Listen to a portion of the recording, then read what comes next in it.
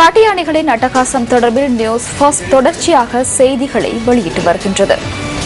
எனினும் இந்த பிரச்சினைக்கான தீர்வு இதுவரையில் எட்டப்படவில்லை என்பது கவலைக்குரிய விடயமாகும். மக்கள் வாழும் பகுதிகளுக்குள் பிரவேசிக்கும் காட்டு யானைகள் வீடுகள் பயிர்களுக்கு சேதம் விளைவிப்பது மாத்திரமின்றி மனித உயிர்களையும் காவு கொண்ட பல சம்பவங்கள் பதிவாகியுள்ளன. தொடர்ந்தும் யானைகள் கிராமங்களுக்குள் பிரவேசித்து பொதுமக்களுக்கு அச்சுறுத்தலை ஏற்படுத்தும் வகையில் நடமாடுகின்றன.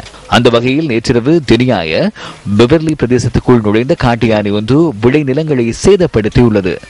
காட்டு யானையின் நடமாட்டத்தினால் அப்பகுதி மக்கள் நேற்றிரவு முதல் அச்சத்துடனேயே வாழ்ந்து வருகின்றனர். காட்டு யானை வீடு வாசலாம் அதம் பண்ணுது, ஊண்டிருக்க கொரட்டெல்லாம் நான் வீணாக்குது.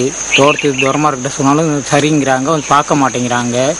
கடற்கணிகளுக்கும் போகிறதுக்கு வசதியாக ரவைகளுக்கு காட்டு யானைகள் தோட்டம் துறவு எல்லாமே நாசமாக்குது. நாங்கள் எங்களுக்கு ரோட்டில் நடக்கக்கூட பயம், இரவைக்கு கடைக்காட்டுக்கு ஸ்கூலுக்கு அனுப்ப கூட பயமாக இருக்குது.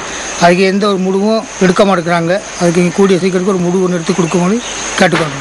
குறித்த காட்டு யானை சிங்கராஜ காட்டு பகுதியில் இருந்து பெவர்லி பகுதிக்கு பிரவேசித்துள்ளதுடன் இது காட்டு யானைகளின் பிரச்சினைக்கு உரிய தீர்வினை பெற்றுத் தருமாறு பிரதேச மக்கள் வேண்டுகோள் விடுக்கின்றனர்.